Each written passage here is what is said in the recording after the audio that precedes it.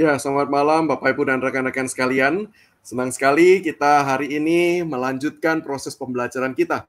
Saya berharap koneksi tetap bisa berjalan dengan baik ya. Karena memang kita tahu bersama ada beberapa gangguan yang terjadi di akhir-akhir ini. Tapi saya berharap semoga tidak mengganggu proses pembelajaran kita malam hari ini. Nah, hari ini kita akan masuk ke dalam bagian yang keempat terkait dengan ketika anak bertanya, yaitu kenapa saya harus menjadi orang Kristen. Bapak Ibu, rangkaian seri ini bukanlah seri lengkap. Artinya masih begitu banyak pertanyaan-pertanyaan lain yang juga seringkali ditanyakan oleh anak-anak. Nah, tentu saja saya memilih beberapa hal ini terkait satu, memang ini yang seringkali ditanyakan. Dua, seringkali orang tua menanyakan kepada saya. Jadi ini juga berdasarkan masukan dari Bapak Ibu yang kemudian punya pengalaman dengan putra-putrinya. Atau ketiga, ini juga merupakan bagian di mana saya juga menggumulkannya dengan keluarga saya, khususnya juga dengan anak-anak saya. Masih ada pertanyaan-pertanyaan yang lain yang bisa jadi belum dibahas di dalam pertemuan-pertemuan kita ini. Nah, terkait hal tersebut, jikalau Bapak Ibu ada pertanyaan yang kemudian ingin diresponi dan kemudian perlu untuk dijawab melalui sesi-sesi khususnya di dalam pembelajaran kita, silakan Bapak Ibu bisa kemudian tuliskan di dalam Instagram ataupun YouTube untuk kemudian dicatat oleh teman-teman panitia dan nanti kemudian kita bisa coba buat seri-seri berikutnya. Nah, hari ini terkait dengan pertanyaan yang juga seringkali ditanyakan. Khususnya kali ini yang bertanya bukan anak gitu ya, yang seringkali saya dengar, minimal bukan anak saya yang seringkali menanyakan hal tersebut, tetapi ada banyak orang tua yang bertanya kepada saya terkait pertanyaan ini. Yaitu, mengapa ya ketika anak saya tanya terkait dengan kenapa mereka harus jadi orang Kristen. Dan ketika orang tua mendengar pertanyaan itu dari anak-anaknya, seringkali orang tua itu responnya langsung shock, kaget, khawatir. Kenapa? Karena pertanyaan itu seolah-olah menjurus atau mengarah bahwa si anak tersebut mau pindah agama. Nah, kekhawatiran itulah yang kemudian membuat orang tuanya itu kadangkala begitu kagetnya, mereka tidak pernah menyangka, apalagi mereka yang selama ini lahir besar di dalam tradisi keluarga Kristen, sehingga kemudian ketika anaknya berkata demikian, entah misalnya sepulang sekolah, atau kalau zaman sekarang itu misalnya jadi setelah main game dengan teman-teman yang lain, lalu kemudian mereka tanya, kenapa sih kok aku ini harus jadi orang Kristen? Nah, orang tua itu yang kaget itu meresponi pertanyaan anak ini dengan respon-respon yang keliru. Beberapa ketika saya coba tanya responnya seperti apa. Yang pertama adalah mereka kemudian langsung menekankan, bahkan sebenarnya bahasa yang lebih tepat adalah memaksa anaknya untuk kemudian melakukan religiositas tanpa makna.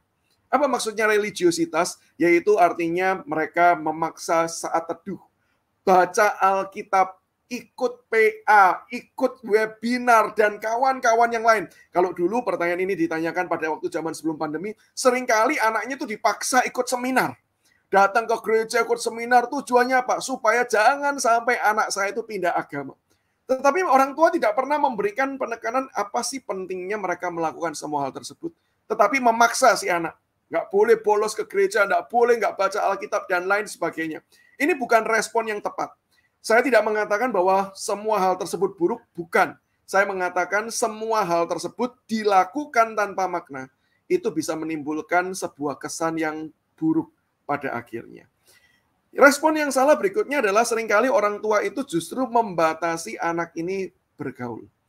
Apalagi mereka kemudian membaca bagian firman Tuhan yang mengatakan pergaulan yang buruk merusakkan kebiasaan yang baik. Dan seringkali akhirnya ditafsirkan bahwa nah ini loh buktinya. Anak saya semenjak bergaul dengan orang-orang, dengan teman-temannya itu, apalagi mereka yang berbeda, dan dalam hal ini perbedaannya adalah perbedaan agama atau keyakinan. Nah, gara-gara ketemu mereka itu loh, gara-gara kumpul dengan mereka itu loh, maka kemudian anak saya banyak tanya, apalagi sekarang pertanyaannya seperti ini.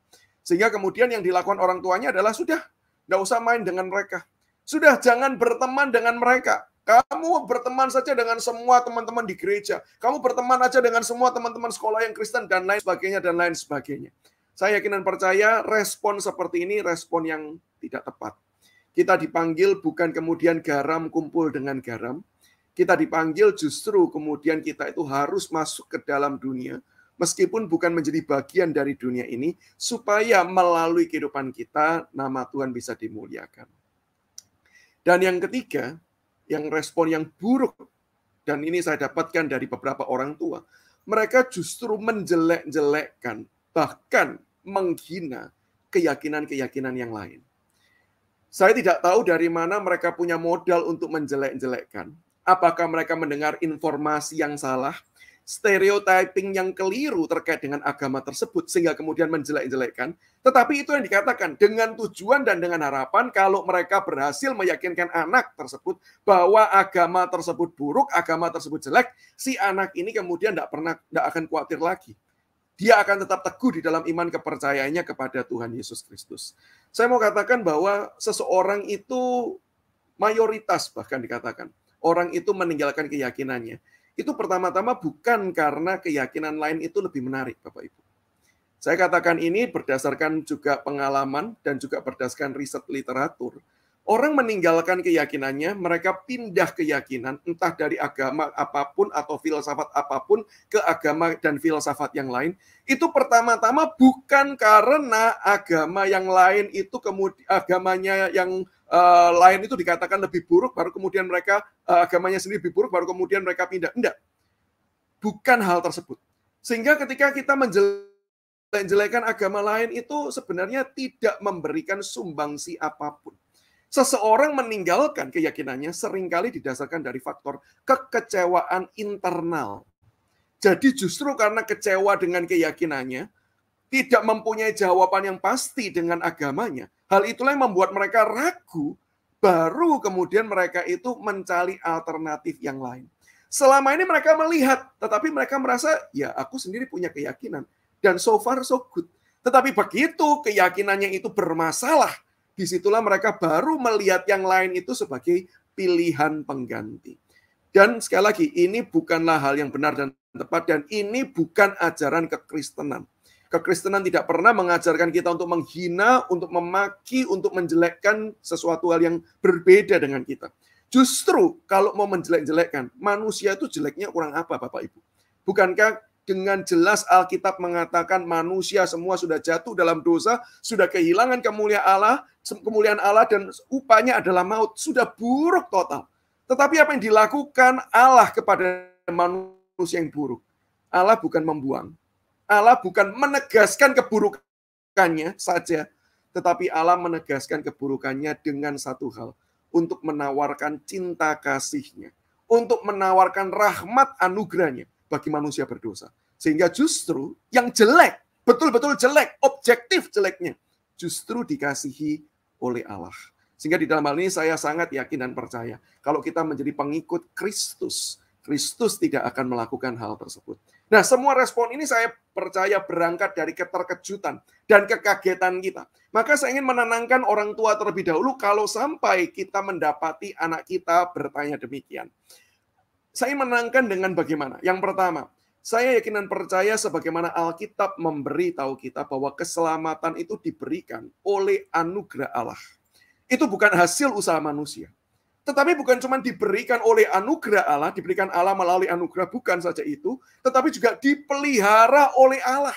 Allah yang menjaganya, Allah yang memberi, Allah yang kemudian memeliharanya. Catatan Alkitab bagaimana kita dipegang oleh Yesus Kristus, Bapa memegang kita, Roh Kudus tinggal di dalam hati kita. Bukankah ini penjagaan yang sempurna dari Allah Bapa?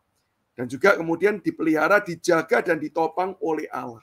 Sehingga di dalam hal ini kita tidak perlu khawatir. Kalau memang anak kita itu di dalam perjalanan kehidupannya dia sudah mengenal Kristus, maka sebenarnya yang menjaga bukan lagi kita, Bapak Ibu. Kita bahkan tidak bisa menjaga. Yang menjaganya adalah Allah Tritunggal itu sendiri.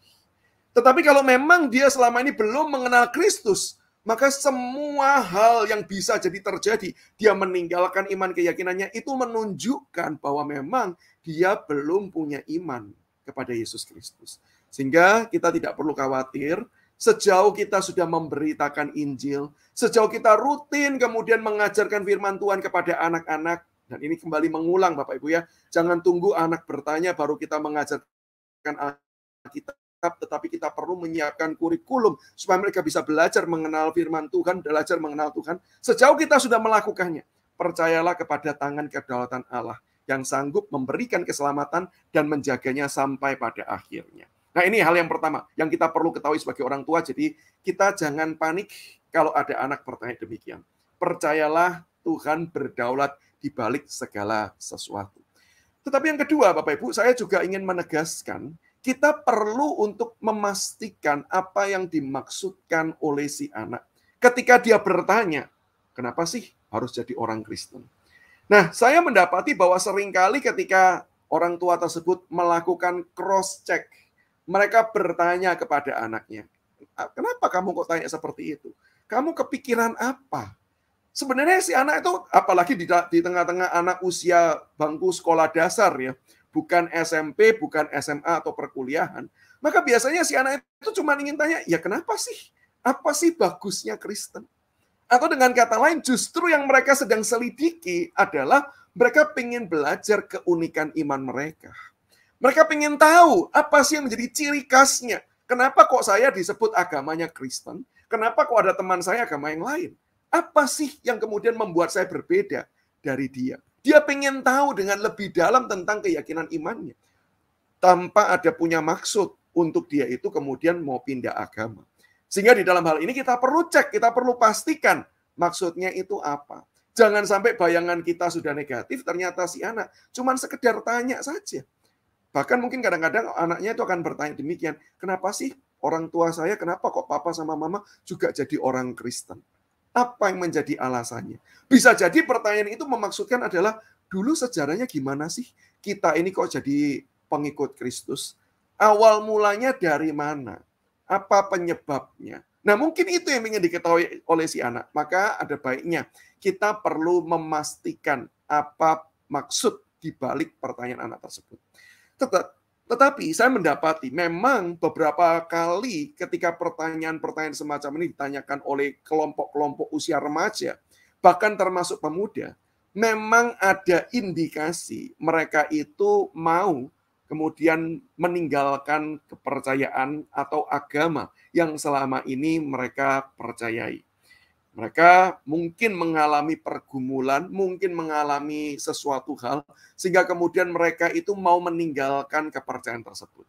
Dan andai kata ini yang terjadi kepada anak-anak kita yang sudah beranjak dewasa, maka sebagai orang tua, kita pertama-tama perlu meyakinkan apa yang menyebabkan mereka hendak meninggalkan keyakinan mereka. Kita perlu tahu. Jangan sampai kemudian kita memaksa mereka untuk tetap tanpa kita tahu penyebab persoalannya itu apa. Bisa jadi penyebabnya adalah karena mereka tidak pernah diajar dengan sungguh-sungguh di dalam kebenaran agamanya. Sementara mereka mendapatkan konsumsi dari keyakinan-keyakinan yang lain. Dan itu membuat mereka merasa inilah yang benar, inilah yang pasti. Sehingga nggak heran bukan kalau suatu hari mereka berkata, ya saya ikut sana aja. Yang sana saya lebih banyak tahu daripada kemudian saya mempercayai atau saya meyakini apa yang sekarang saya pegang ini. Saya nggak tahu apa-apa tentang agama saya. Bisa jadi itu penyebabnya. Dan kalau memang itu benar penyebabnya, maka yang perlu kita lakukan kedua adalah kita mengevaluasi bagaimana pembinaan iman yang diberikan selama ini. Baik pembinaan iman yang diberikan oleh keluarga, baik pembinaan iman yang diberikan oleh gereja, ataupun oleh institusi-institusi pendidikan yang terkait dengan unsur agama. Kita perlu mengevaluasi. Karena jangan-jangan yang selama ini dibicarakan adalah hal yang sifatnya itu superficial. Tanpa pernah menceritakan tentang dasar fondasi keyakinan iman. Bahkan termasuk kalau itu pun gereja, kita perlu mengevaluasi. Kalau gereja tidak mengajarkan pengajaran iman yang membuat orang sampai mengerti, kenapa sih? Apa dasarnya kita menjadi anak Tuhan, menjadi murid Kristus? Tidak heran kalau sampai suatu hari, orang-orang yang ada di dalam pun bisa kemudian meninggalkan.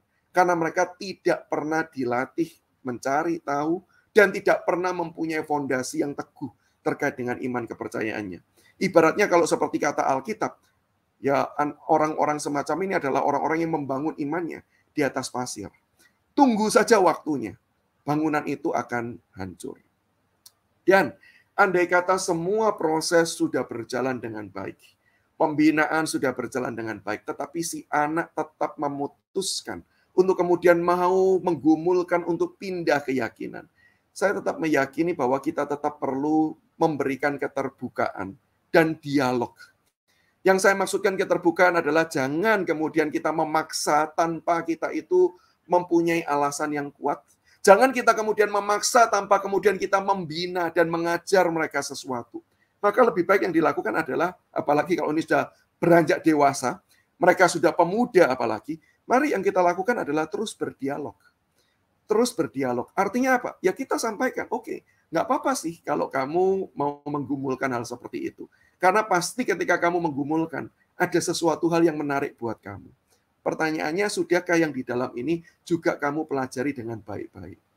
Kalau memang dia sudah mulai, saya pernah mendapatkan contoh kasus anak-anak usia kuliah, mereka sudah hendak pindah keyakinan, pindah agama. Lalu mereka kemudian datang kepada saya katakan, oke, enggak apa-apa. Silakan kamu pelajari yang baru itu seperti apa. Tetapi sambil mempelajari yang baru, jangan lupa juga mempelajari yang lama. Supaya kita mendapatkan bahan perenungan. Karena saya yakin dan percaya meninggalkan keyakinan, merubah keyakinan, karena alasan-alasan yang sangat kuat, dalam arti itu karena mereka menemukan kebenaran, maka saya yakin dan percaya itu sesuatu hal yang patut dipertimbangkan. Apalagi kalau kita percaya bahwa kekristenan adalah agama yang benar, maka bukankah harusnya mereka memilih Kristen pun karena mereka menjumpai kebenaran yang ada di dalam iman Kristen.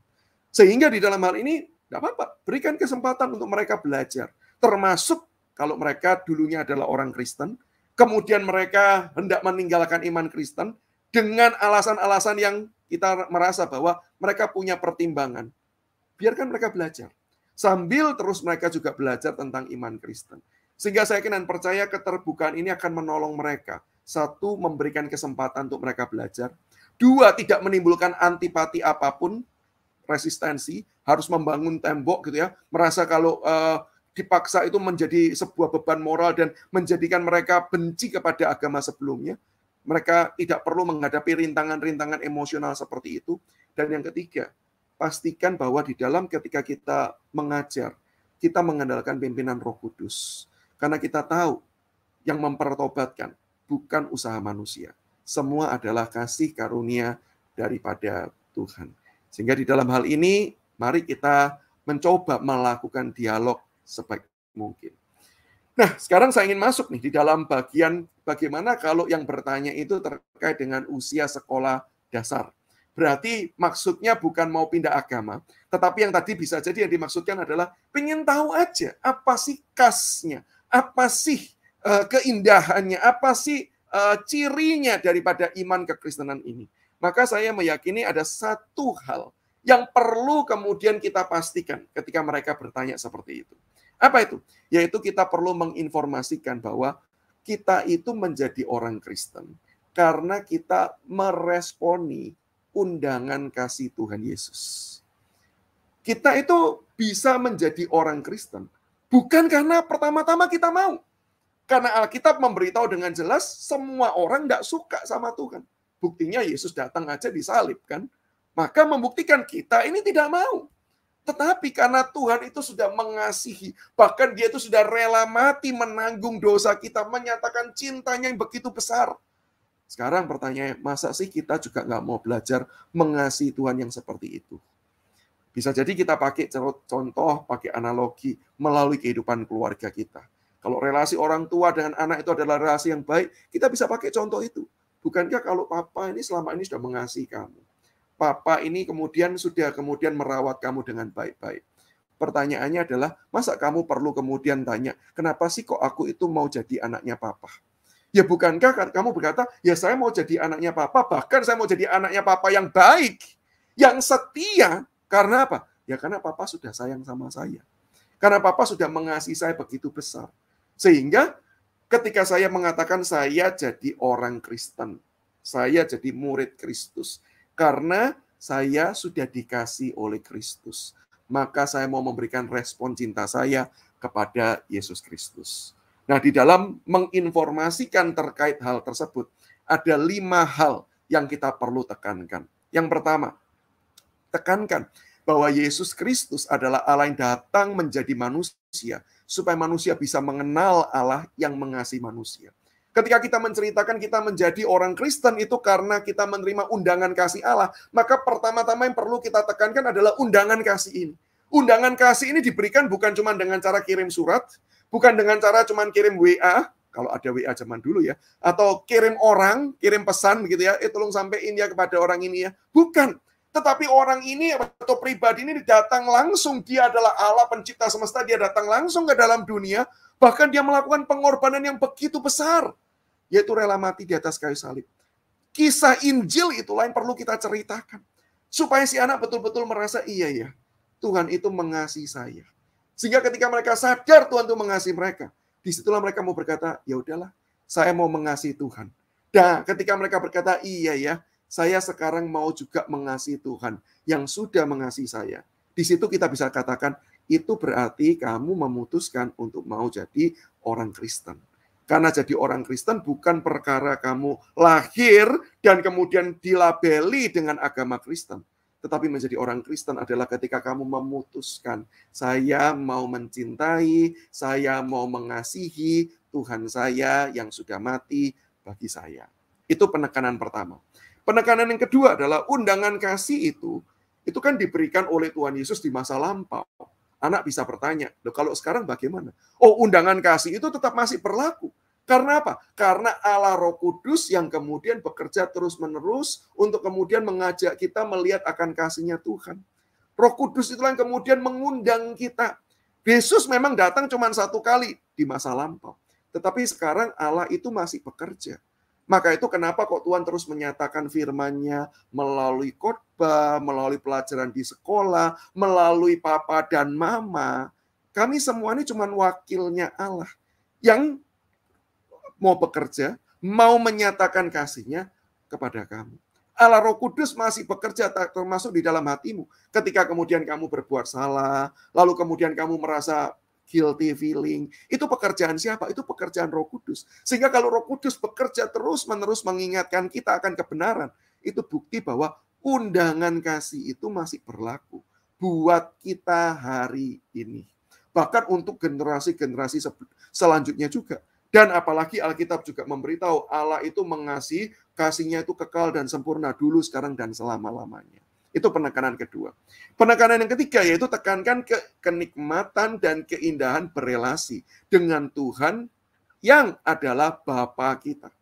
Adalah Bapa kita yang mengasihi bahkan mengampuni. Karena itu pengajaran Alkitab dengan jelas. Kita sekarang diangkat menjadi anak-anak Allah.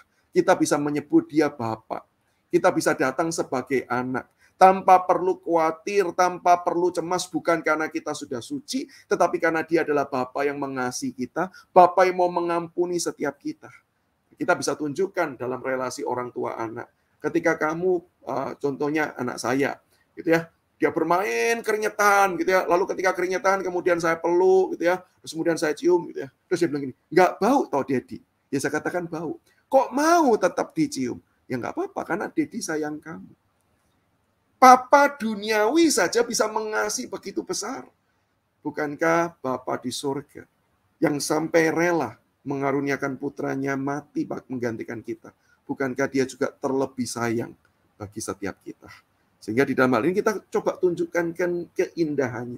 Dia Allah yang mau mengampuni. Dia yang tahu semua kesalahan kita. Tetapi Dia tetap mengampuni dan terus-menerus memberkati kita. Berkat pengampunannya diberi, berkat jasmani diberi, berkat rohani diberi melalui firman Tuhan. Dan ketika kita baca, kita memahami itu adalah anugerah yang Tuhan berikan bagi setiap kita. Itu penekanan ketiga. Penekanan yang keempat, yaitu tekankan. Untuk sekarang setelah kita katakan, ini undangan kasih-Nya Tuhan. Allah sudah pernah mengasihi, sekarang Allah ngundang, ngasih invitation. Mau enggak kamu follow aku? Mau enggak kamu ikut aku? Mau enggak artinya kamu juga mengasihi aku? Ketika dikata, ya mau sih, tapi ya apa caranya mengasihi Tuhan? Maka tekankan, yaitu dengan cara hidup di dalam Dia, dengan melakukan kebenaran-kebenaran Tuhan. Dengan belajar firman Tuhan, dengan menghidupi firman Tuhan, dengan bertumbuh, dengan menjadi orang-orang yang semakin serupa Kristus Yesus. Dengan mencontoh apa yang Yesus Kristus kerjakan. Itu tandanya kita mengasihi. Ada perubahan yang terjadi di dalam kehidupan setiap kita. Seringkali bahasa saya dengan anak saya adalah, saya mengatakan kepada anak saya, ketika kamu sudah berbuat salah, yang paling menyukakan hati Dedi, itu adalah ketika kamu belajar berubah. Sudah sempurna tidak yang kamu lakukan? Enggak. Tetapi kalau kamu sudah berjuang, maka disitulah sukacitanya. Disitulah kebahagiaannya. Karena proses itulah yang penting. Kita tidak pernah menjadi manusia yang sempurna. Nanti ketika langit dan bumi yang baru, disitulah kita akan hidup di dalam kesempurnaan. Tetapi saat ini, kita dipanggil untuk terus-menerus mau bertumbuh, mau berubah, mau belajar kebenaran, dan mau diubahkan oleh kebenaran firman Tuhan. Maka biasa saya menekankan kepada anak, kamu tahu bagaimana Tuhan Yesus merasakan kasih-Mu? Yaitu ketika kamu membaca firman Tuhan, dan kemudian kamu mau melakukannya. Ketika kamu gagal, kamu berjuang kembali, kamu mau tetap berjuang melakukannya, disitulah Tuhan merasakan kasih-Mu. Bukan karena keberhasilannya, tetapi karena kamu mau terus-menerus belajar melakukan firman Tuhan. Dengan kata lain, bertumbuh. Itu yang keempat dan yang terakhir, yaitu tekankan untuk memberitakan kasih Tuhan kepada semua orang. Itulah bukti kita mengasihi Tuhan. Yaitu ketika apa? Ketika Tuhan tahu, Tuhan sayang kepada semua orang. Dan Tuhan rindu semua orang yang lain juga merasakan kasih-Nya Tuhan. Maka kita yang sudah dikasihi dan kita tahu Tuhan juga mengasihi yang lain, kita pingin juga mengajak orang, lihatlah, Tuhan sudah mengasihi kamu. Ayo hiduplah juga di dalam kasih-Nya dan hiduplah juga mengasihinya. Kita dipanggil untuk kemudian mau memberitakan kasih-Nya Tuhan. Mau menjadi berkat buat orang lain. Itulah menjadi orang Kristen. Itulah artinya kita menerima undangan kasih Kristus. Ketika kita mau berbagi berkat. Ketika kita mau menyatakan kebenaran Allah, menyatakan kasih Allah kepada orang lain. Nah, dengan kita menekankan aspek-aspek ini, maka disitulah anak-anak akan belajar untuk melihat. Menjadi orang Kristen. Itu bukan cuma sekedar tulisan label agama Kristen. Tetapi menjadi orang Kristen. Itu pertama-tama karena sudah merasakan kasih Allah dan kita mau meresponinya. Bukan cuma melalui perkataan, tetapi juga melalui tindak tanduk kehidupan kita. Sehingga di situ mereka belajar terus-menerus bertumbuh dan belajar juga menjadi berkat buat orang lain.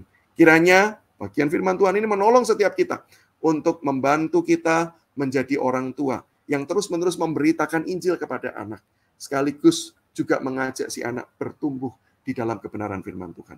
Tuhan memberkati setiap kita.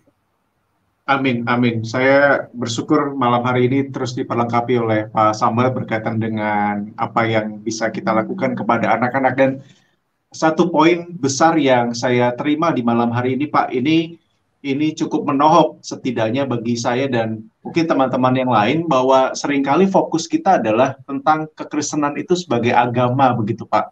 Karena ya, dalam tanda kutip ini saya nggak tahu dan saya minta maaf kalau misalnya ini cukup mungkin bisa menyinggung begitu, karena penekanan misalnya tadi saya catat misalnya ada orang tua yang merasa gagal, Pak.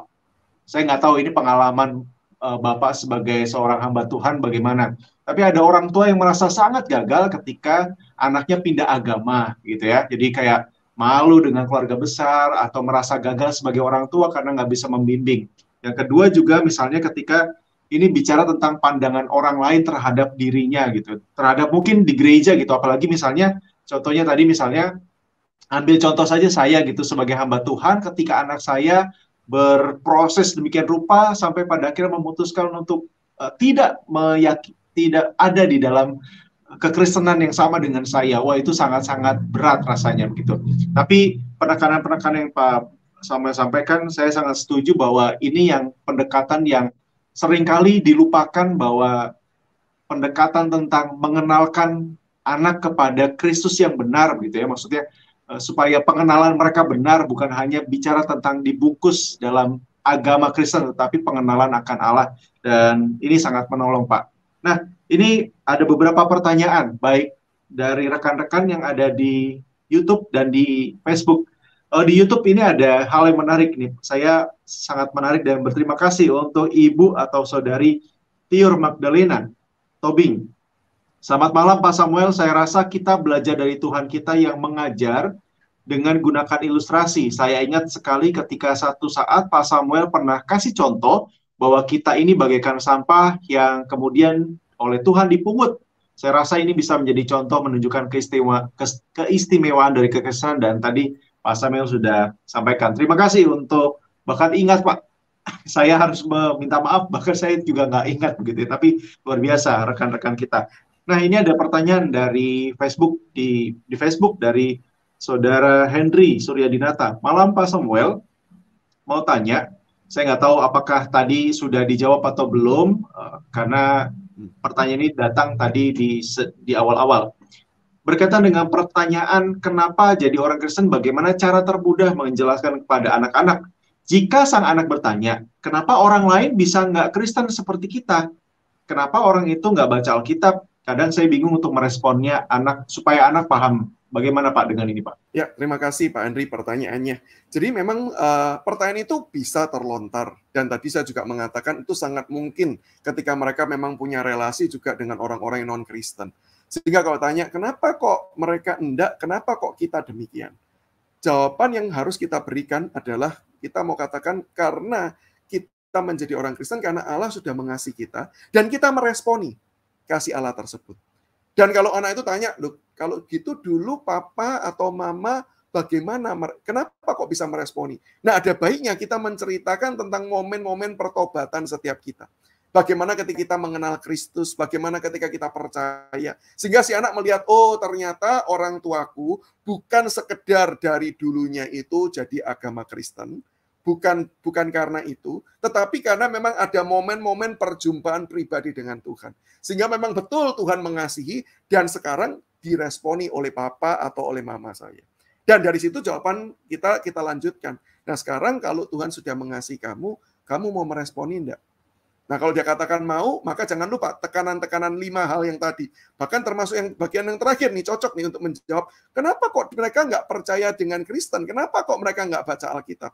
Nah, di dalam hal ini kita bisa katakan, karena mungkin mereka tidak mengetahui, mungkin mereka juga tidak merasakan akan kasihnya Kristus. Sama seperti dulu Papa sebelum momen bertobat itu juga nggak merasakan kasihnya Kristus. Tetapi kemudian ketika ada yang memberitakan Injil, disitulah kasih Tuhan disingkapkan, dan disitulah Papa kemudian merasa, iya ya, harusnya kalau Tuhan sudah begitu sayang, ya saya juga sayang dong sama Tuhan yang menyayangi saya.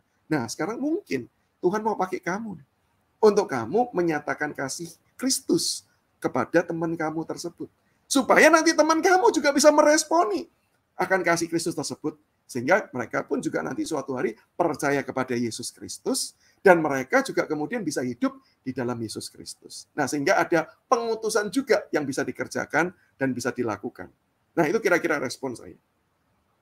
Wow, terima kasih Pak Samuel. Jadi silakan kalau ada rekan-rekan yang baru saja bergabung dan baru menyaksikan di akhir-akhir tayangan ini, nanti akan kembali diulang di dalam YouTube Bara dan Instagram. Silakan untuk follow dan subscribe.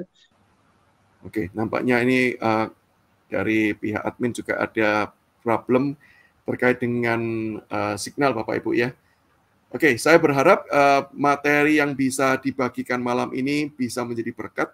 Dan sekali lagi kalau ada pertanyaan-pertanyaan yang masih tidak ditanyakan, silakan tinggalkan komen saja, supaya nanti panitia tim balik layar bisa kemudian merekapnya, dan kemudian akan mengambil waktu yang tepat untuk memberikan jawaban, baik itu melalui sesi, baik itu juga kadang-kadang kalau Bapak Ibu lihat melalui postingan-postingan yang dilakukan, baik di Instagram ataupun di Facebook, itu juga memberikan jawaban-jawaban kepada beberapa pertanyaan yang sudah masuk. Jadi silakan tinggalkan pertanyaan atau juga tinggalkan mungkin usulan-usulan tema terkait dengan apa sih yang kira-kira anak itu tanyakan, supaya kita bisa mungkin satu saat nanti melanjutkan sesi tentang pertanyaan-pertanyaan anak tersebut. Baik Bapak Ibu, saya akan mengakhiri pertemuan kita dengan berdoa. Saya mengundang setiap kita mengarahkan hati dan pikiran kita kepada Tuhan dan kita berdoa. Bapa di sorga, kami saat ini datang dengan penuh limpahan syukur-Mu. Dan kami bersyukur untuk semua kasih karunia yang Tuhan telah berikan dalam kehidupan setiap kami. Tuhan, kami sadar kadangkala kamilah yang gagal. Kamilah yang salah di dalam meresponi segala kasih-Mu. Kami selama ini mungkin menjadi orang Kristen belum sungguh-sungguh kemudian meyakini apa yang kami percayai. Kami selama ini menjadi orang Kristen hanya terfokus kepada tradisi-tradisi saja. Tetapi kami lupa kepada relasi. Padahal menjadi anakmu, menjadi muridmu, itu berbicara soal relasi dan bukan hanya tradisi. Maka tolonglah setiap kami ya Tuhan, berkatilah setiap kami. Kalau ada di antara kami yang bahkan lahir di dalam tradisi keluarga Kristen, tetapi belum pernah punya pengalaman perjumpaan pribadi kami dengan Engkau, maka Tuhan, hamba-Mu hari ini berdoa untuk mereka yang dalam kondisi seperti ini. Curahkan kasih-Mu, curahkan rahmat-Mu, nyatakan Tuhan anugerah-Mu, supaya mereka, rekan-rekan hamba-Mu ini mempunyai momen-momen perjumpaan pribadi dengan Tuhan, yang betul mengubahkan seluruh hidup mereka, sehingga mereka boleh menjadi anak-anak-Mu. Dan ketika kami semua sudah punya pengalaman-pengalaman tersebut, pakailah kami juga kemudian menjadi berkat secara khusus bagi anak-anak yang Tuhan telah percayakan dalam kehidupan kami. Sehingga kami bukan cuma sekedar mendidik mereka di dalam tradisi, tetapi mereka juga pun boleh berjumpa mengenal Yesus Kristus secara pribadi, berelasi dengan Engkau. Dan disitulah Tuhan, kami yakin dan percaya Engkaulah yang sudah memberikan anugerah keselamatan. Engkaulah yang juga sanggup menjaganya sampai pada akhirnya. Dan pakailah setiap kami Tuhan untuk terus menjadi berkat baik bagi keluarga kami maupun juga bagi orang-orang lain, supaya mereka juga boleh melihat terang kasih Tuhan dan mereka juga boleh hidup di dalam Engkau. Bapa di surga, hamba-Mu saat ini berdoa sekali lagi, tidak lelah-lelah berdoa bagi mereka yang bergumul karena pandemi ini, baik karena kondisi fisik mereka yang terganggu, mereka yang terpapar dengan COVID-19 yang dirawat di rumah sakit ataupun isolasi mandiri. Hamba-Mu berdoa memohon belas kasihan Tuhan, kiranya Engkau curahkan rahmat-Mu, berikan pemulihan bagi rekan-rekan kami ini Tuhan, supaya ketika mereka disembuhkan, mereka dipulihkan. Disinilah Tuhan, rekan-rekan kami ini menyadari adanya anugerah yang Tuhan berikan dengan limpah ini memanggil mereka untuk terus-menerus hidup di dalam Engkau dan hidup bagi Engkau. Sehingga hidup mereka akan sekali lagi dipersembahkan. Dan Engkau bisa memakainya dengan semakin luar biasa untuk hormat dan kemuliaan nama Tuhan. Hamba-Mu juga saat ini mendoakan Tuhan bagi rekan-rekan yang bergumul secara finansial, sebagian kehilangan pekerjaan, sebagian bergumul di tengah-tengah melakukan usahanya. Tuhan, hamba-Mu terus mendoakan, kiranya Engkau berikan mereka ketekunan, berikan kesabaran, di dalam mengalami berjalan di dalam lembah-lembah yang kelam ini Tuhan. Jangan sampai rekan-rekan kami kemudian mengambil jalan pintas demi untuk kemudian mendapatkan ketenangan di dalam hidup, demi kenyamanan hidup. Tapi biarlah mereka boleh menenangkan diri karena ada Tuhan yang berjalan bersama dengan mereka. Terkait dengan bagaimana cara Engkau melepaskan Tuhan, bagaimana cara Engkau memberkati, Tuhan kami tidak tahu, hamba-Mu tidak tahu bagaimana caramu Tuhan menyatakan kasih-Mu itu. Hamba-Mu cuma yakin satu hal, Engkau adalah Allah yang mengasihi dan memberi yang terbaik. Maka hamba-Mu percaya Engkau pun punya cara yang baik, bahkan terbaik, untuk menunjukkan rahmat-Mu, menunjukkan anugerah-Mu, yang tidak pernah melepaskan mereka sedetik pun, satu kali pun. Dan biarlah Tuhan, di dalam perjalanan-perjalanan iman, ketika mereka semakin melihat bagaimana Engkau hadir di tengah-tengah mereka, justru rekan-rekan kami memperoleh kekuatan, dan mereka tetap mau berjalan bersama dengan Engkau, berjalan di dalam Engkau.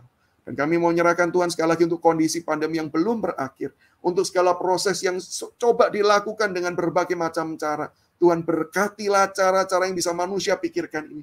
Pakailah di dalam segala keterbatasan yang ada ya Tuhan. Untuk mendatangkan pemulihan dan mendatangkan kebaikan bagi semua warga Indonesia, termasuk semua warga dunia. Terima kasih ya Tuhan. Ini doa kami. Doa yang kami naikkan dengan percaya bahwa Engkau adalah Allah yang mengerti kebutuhan kami dan Allah yang akan menjawabnya. Bahkan Allah yang kemudian akan mencukupkan sesuai dengan kelimpahan kasih karunia-Mu. Supaya boleh memakai hidup kami terus-menerus di dalam Engkau dan bagi Engkau. Bagi kemuliaan nama Engkau.